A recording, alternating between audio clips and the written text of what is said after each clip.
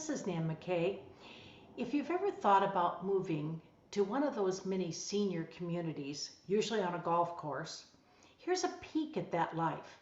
Whether it's North or South Carolina on the East Coast or Tucson in the Southwest, life, I think, is quite similar in those areas.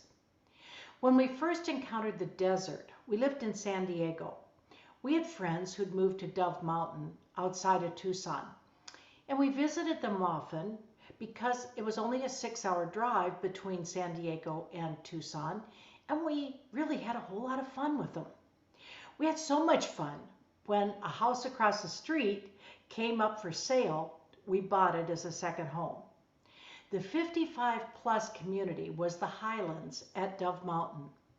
They had a great community center on the golf course with a fitness center, a restaurant, and lots of rooms for games and meetings. The house itself was about 1,700 square feet, just right for the two of us and for entertaining. Plus all our furniture and belongings were still in San Diego, so we didn't have to worry about having enough room for everything. At that point, we weren't ready to downsize, and I have to tell you, I may never be. Having two houses, even if one is like a second home, is really kind of a hassle. You have to go back and forth, and what you're looking for, like a kitchen utensil, is always in the other house, it seems. And I always felt guilty if I spent too much time in the second home because we were still paying for utilities and maintenance and upkeep on the other house. But we had a good time. We all bought quads and we four-wheeled through the canyons and the desert. We lived in a 1,200 home area for people 55 years and over. And everyone was from somewhere else, so it was easy to meet people. We had block parties every month and really every week in the summer. We lived on a golf course overlooking a small lake. And at the time we bought, there were no houses across from us. The desert really is an interesting place. Most people think of it, I think, as brown and dirt and sand when they think of the desert. In reality, homes in the desert have a lot of green. Much of it is planted and watered. Not big deciduous trees like you'd have in the non-desert areas, but trees themselves and different type and lots of types of cactus. Yards rarely have grass, so they're easy to maintain. Gravel and an irrigation system to water the bushes and the plants that you plant yourself is what most yards consist of. Well, at this point, I was about 61 and still working. We couldn't spend a whole lot of time there, but it was only a 6-hour drive away, as I said.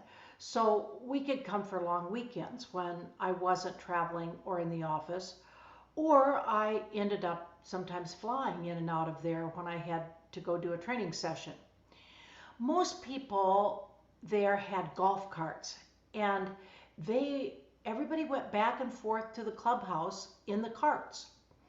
At night, we'd take a ride on the cart path looking for wildlife. And we saw a lot of javelinas and bobcats and wildlife. So Bobby and John lived next door, and Bobby is a fantastic photographer. And I asked her if she'd share some of her pictures so I could include them, and she did. So those pictures and the pictures that Bobby and John gave me are on my blog. So you can go to that blog and you can see the kinds of things that I'm talking about right now. It's at nanmckayconnects.com and it's under blogs lifestyle. My husband Jim is 6 years older than I am, and I liked being over there with all the people because I felt he had company when I was traveling for work. Well, his sister, Jeannie, and her husband, Norm, came from New York to visit us. And they stayed for a few days in the beginning, and they loved it where we lived and came often, and they stayed longer over the next few years. sometimes 4 weeks at a time, sometimes a couple of months at a time. Well, finally, they decided to move out by us. And they looked at a lot of houses in the area, but they decided they really wanted to buy our house. By this time, the friends that we moved to Tucson to be close to had actually bought a bigger house only a mile away. But our circle of friends grew bigger as we met several friends from Montana and other places. And some would come really only for the winter. So there was lots of entertaining back and forth among houses, lots of socializing. The houses were close together, and most people just wanted to make friends. They finally built some houses across the golf course, but they were far enough not to make a difference. After a while, after Jeannie and Norm made that decision to buy our house, we finally decided to sell it to them. But we had even more reason now to be in Dove Mountain and had many friends and a whole lot of fun there. So, what to do? Well, I'll tell you about it in the next segment.